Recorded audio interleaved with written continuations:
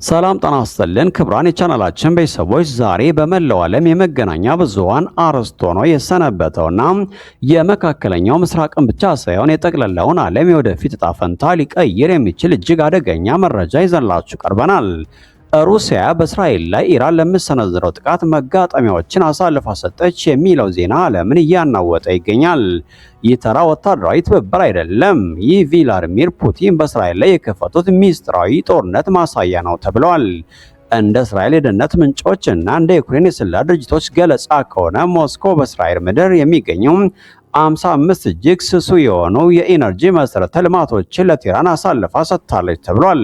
ይህ መረጃ የወጣው ደግሞ ዶናልድ ትራምፕ ወደ ዋይት ሃውስ ለመመለስ በሚዘጋጁበትና በኢራን ላይ ሜጋ ስትራይክ የተሰኘ ታላቅ ጥቃት ለመሰንዘር እቅድ እንዳላቸው በሚነገርበት በዚህ አስጨናቂ ወቅት ነው። ዛሬ በዚህ ሰፊ ትንታኔያችን ፑቲን ለምን አሁን እስራኤልን መረጡ? 55ቱ ኢላማዎች ምንድናቸውና ዓለም ወደማይቀረው ሶስተኛው የዓለም ጦርነት እያመራች ነውን? የሚሉትን በጥልቀት እንመረምራለን። አብራችሁን ቆዩም።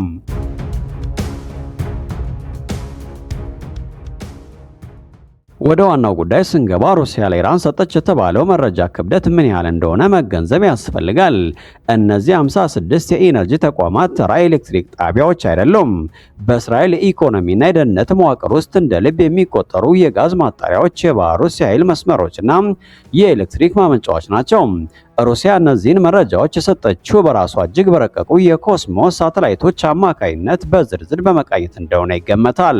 ኢራን እነዚህን 55 መጋጠሚያዎች ካገኘች የእስራኤልን ታዋቂ አይረን ዶምና ዴቪድ ሰርሊንግ የመሳሰሉ የመከላከያ ስርዓቶች በቀላሉ ሳቹሬት በማድረግ ወይም በማጨናነቅ ትክክለኛውን ኢላማ የመምታት አቅሟ በከፍተኛ ሁኔታ ይጨምራል። ይህ ማለት እስራኤልን ወደ ድንጋይ ዘመን የሚመልስ፣ መላ ሀገሪቱን ያለ መብራት፣ ያለ ውሃና ያለ ኢንተርኔት የሚያስቀር ስትራቴጂካዊ ሽባነት የመፍጠር እቅድ ነው።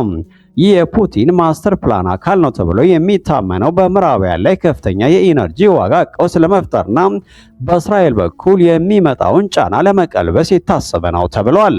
የዩክሬኑ ፕሬዝዳንት ቮሎዲሚር ዘለንስኪ ለወራት ሲጮሁ የነበረው ሩሲያና ኢራን አደገኛ ጥምረት ፈጥረዋል የሚለው ንግግር አሁን እውነት ሆኖ ተገኝቷል። ዘለንስኪ በቅርቡ እንደገለጹት ሞስኮ ለቴህራን የምታደርገው የስለላ ድጋፍ የዲፕሎማሲያዊ ወዳጅነትን ድንበር አልፏል ብለዋል። ሩሲያ በዩክሬን ለምታካሂደው ወረራ ከኢራን በሺዎች የሚቆጠሩ ሻሄድ ድሮኖችና ባሊስቲክ ሚሳይሎችን እያገኘች ነው ተብሏል። ለዚህ ውለታ ምትክ ደግሞ ፑቲን በእስራኤል ላይ ኢራን የበላይነት እንድታገኝ እጅግ ሚስጥራዊ የሆኑ መረጃዎችን እየሰጡ ነው ተብሏል።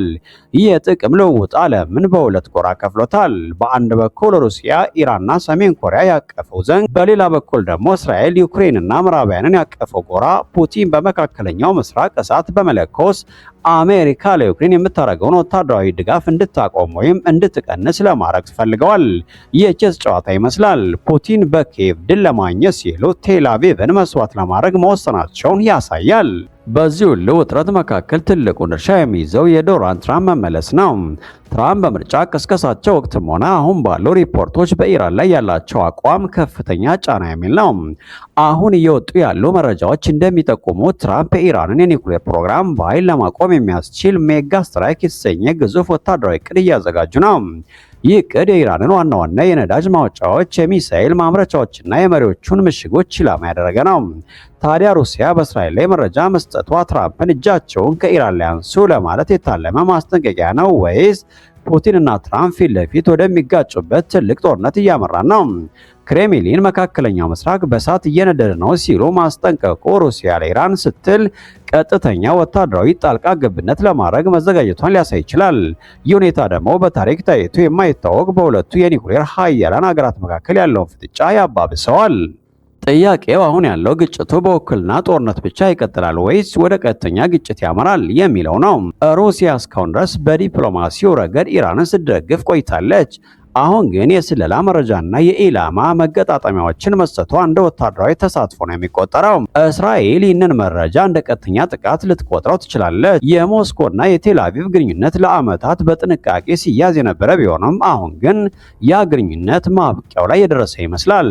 ትራምፕ ሜጋ ስትራይክ ሲሰነዝረው ፑቲን በሶሪያ ባሉ የራሽያ ጦር ሰፈሮች በኩል ምላሽ ቢሰጡም ዓለም አቀፍ ጦርነት መፈንዳቱ የማይቀር ይሆናል። የዓለም የነዳጅ ገበያ ይናጋል። የዓለም ኢኮኖሚ ይቆማል ወደሚል ይሄዳል። እናም በሚሊዮኖች የሚቆጠሩ ሰዎች ስደተኛ ይሆናሉ። ይህ ፑቲን የፈጠሩት ማስተር ፕላን ዓለምን ወደ አዲስ የኃይል ሚዛን ለመውሰድ የታለመ ነው ወይስ ራሷን ሩሲያን የሚያጠፋ የሞኝነት እርምጃ የሚለው በሂደት የሚታይ ይሆናል። አብራችን ቆዩም። ለማጠቃለል ያክል በመካከለኛው ምስራቅ ያለው ውጥረት አሁን ከቁጥጥር ውጭ ወደሚሆንበት ደረጃ ተሻግሯል። የሩሲያ 55ቱ ኢላማዎች መረጃ ለኢራን መስጠትና የትራምፕ የሜጋ ስትራይክ እቅድ መገጣጠም ዓለምን በአንድ ትልቅ ፈንጅ ላይ አስቀምጧታል። ፑቲን በዩክሬን ያላቸውን ጫና ለመቀነስ ሲሉ መካከለኛው ምስራቅን የጦር አውድማ ያደረጉት ነው ወደሚል ይሄዳል። በሚቀጥሉት ጥቂት ቀናትና ሳምንታት ውስጥ የምናያቸው ኩነቶች ለብዙ ዘመናት የሚቆይ የዓለም ፖለቲካ ቅርጽን ይወስናሉ። በመካከለኛው ምስራቅ ያለው ውጥረት አሁን ከቁጥጥር ውጭ ወደ ሆነ ደረጃ መሸጋገሩን ተከትሎ አሜሪካና ኢራን ለዓመታት የዘለቀውን ፍጥጫቸውን አሁን የመጨረሻው ጫፍ ላይ አድርሰውታል። በተለይም ፕሬዝዳንት ዶናልድ ትራምፕ በኢራን ላይ የሰነዘሩት ብርቱ ማስጠንቀቂያና የመጨረሻው እርምጃ ዛቻ የዓለማችንን ግዙፍ ኃያላን ሀገራት ወደ አደባባይ አውጥቷቸዋል። ሩሲያ በዚህ ጉዳይ ላይ የሰጠችው መግለጫ መላውን ዋሽንግተንን ያስደነገጠ ሲሆን የክሬምሊን ባለስልጣናት መላው ምዕራብ እስያ በእሳት ላይ ናት ሲሉ ዓለም አቀፍ ጥሪ አቅርበዋል። ይህ ማስጠንቀቂያ የመጣው ደግሞ ሩሲያና ቻይና በኢራን ጉዳይ ላይ እጅግ ሚስጥራዊና አስቸኳይ ምክክር ካደረጉ በኋላ መሆኑም ጉዳዩ ከቀጠናዊ ግጭት አልፎ ዓለም አቀፍ የኃይል አስተላለፍ ለውጥ መሆኑን ያሳያል። ትራምፕ ለኢራን አስተዳደር የሰጡት ግልጽ የሆነ ወይም የመጨረሻ ማስጠንቀቂያ ቀጠናውን በጭንቀት ውስጥ ጥሎታል። ትራምፕ ለኢራን የኒውክሌር መርሃ ግብሯን ካላቆመችና በክልሉ የምታረገውን የተኪ ጦርነት እንቅስቃሴ ካልገታች አሜሪካ ከዚህ ቀደም ታይቶ የማይታወቅ የኃይል እርምጃ እንደምትወስድ በይፋ ዝተዋል። ይህ የትራምፕ አቋም ወይም ከፍተኛ ጫና የመፍጠር ስትራቴጂ አካል ሲሆን ይህም የኢራንን ኢኮኖሚ ከማርቀቅ ባለፈ በቀጥታ ወታደራዊ ጥቃት ለመሰንዘር ዝግጁ መሆናቸውን ያሳያል። ዘ ታይምስ ኦፍ እስራኤል እንደዘገበው ከሆነ የአሜሪካ የጦር መርከቦችና ቦምብ ጣይ አውሮፕላኖች በክልሉ መሰማራታቸው ለዚህ ዛቻ ትልቅ ማሳያ ሆኗል ብለዋል። ይህንን የአሜሪካን ዛቻ ተከትሎ የሩሲያ ውጭ ጉዳይ ሚኒስትርና የክሬምሊን ቃል አቀባዮች እጅግ የሚያስደነግጥ ምላሽ ሰጥተዋል። ሩሲያ በሰጠችው መግለጫ አሜሪካ የምትከተለው መንገድ እሳት ላይ ነዳጅ መጨመር ያክል አደገኛ እንደሆነ ገልጻለች። ሞስኮ በግልጽ እንደተናገረችው አሁን ባለው ሁኔታ ምዕራብ እስያ በእሳት እየተቃጠለች ያለች ቀጠና ሆናለች ብለዋል። ይህ ኦን ፋየር የሚለው አገላለጽ በቀላሉ የሚታይ አይደለም። ሩሲያ ይህንን ያለችው በቀጠናው ያለው ውጥረት በማንኛውም ሰከንድ ወደ ትልቅ ጦርነት ሊቀየር እንደሚችል ለማሳወቅ ነው። ሩሲያ ለኢራን መከታ ሆና መቅረቧና አሜሪካን እጃቸውን ሰብስቦ ማለቷም በሞስኮና በዋሽንግተን መካከል ያለውን ግንኙነት ይበልጥ ወደ አዘቀት ውስጥ ከቶታል። የዚህ ዜና ዋናውና እጅግ አስገራሚው ክፍል የሩሲያ ከፍተኛ ባለስልጣናት ማስጠንቀቂያቸውን ከመስጠታቸው ከጥቂት ሰዓታት በፊት ከቤጂንግ አቻቸው ጋር ያደረጉት ምክክር ነው። ሩሲያና ቻይና ሁለቱም የኢራን ስትራቴጂ አጋሮች ናቸው። ቻይና የኢራን ነዳጅ ዋነኛ ገዢ ስትሆን ሩሲያ ደግሞ የቴክኖሎጂና የወታደራዊ ትብብር አጋሯ ናት። እነዚህ ሁለት ኃያላን ሀገራት በኢራን ላይ የሚሰነዘር ማንኛውም ጥቃት በእኛ ላይ እንደተሰነዘረ ይቆጠራል የሚል ድምታ ያለው መልእክት ለዋሽንግተን አስተላልፈዋል። የቻይናው ፕሬዝዳንት ሺ ጂንፒንግ እና የሩሲያው ፕሬዝዳንት ቭላዲሚር ፑቲን ያላቸው የጠበቀ ግንኙነት አሜሪካ በኢራን ላይ የምትወስደው እርምጃ እጅግ ውስብስብ ያደርገዋል። ያ የሶስቱ ሀገራት ጥምረት ኢራን፣ ሩሲያ፣ ቻይና ለአሜሪካ በላይና ትልቅ ስጋት ሆኗል። ብዙዎች ሩሲያ ለምን በዚህ ሰዓት ለኢራን ጥበቃ ማድረግ ፈለገች ብለው ይጠይቃሉ። ዋናው ምክንያት ሩሲያ በዩክሬን በኩል ካለባት ጫና ጋር የተያዘ ነው። ኢራን ለሩሲያ የድሮንና ሌሎች ወታደራዊ ድጋፎችን ስታደርግ መቆየቷ ይታወሳል። አሁን ደግሞ ሩሲያ ያንን ውለታ ለመመለስና አሜሪካ በመካከለኛው ምስራቅ ሌላ እድል እንዳታገኝ ለማድረግ ቆርጣ ተነሳለች። ሩሲያ ኢራንን መታደጓ አሜሪካ በዓለም ፖለቲካ ላይ የምታሳየውን ፖሊስነት በይፋ መቃወሟን ያሳያል። ይህ ደግሞ በምዕራባውያን ዘንድ ትልቅ ድንጋጤን ፈጥሯል። አሁን ዓለም የቆመችው በሁለት ምርጫዎች መካከል ነው።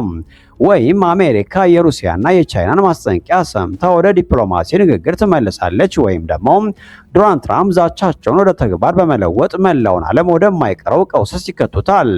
መካከለኛው ምስራቅ በእውነትም በእሳት ላይ ናት። የእስራኤልና የጋዛ ጦርነት፣ የሂዝቦላ ፍጥጫ፣ የሁቲዎች ቀውስና አሁን ደግሞ የአሜሪካ ኢራን ሩሲያ ትንቅንቅ። ይህ ሁኔታ በዓለም የነዳጅ ዋጋ በኢኮኖሚና በሰላም ላይ የሚያሳድረው ተጽዕኖ እጅግ የላቀ ነው። እኛም ሁኔታዎችን በንቃት እየተከታተልን ለእናንተ የምናደርስ ይሆናል። ጤና ይስጥልን።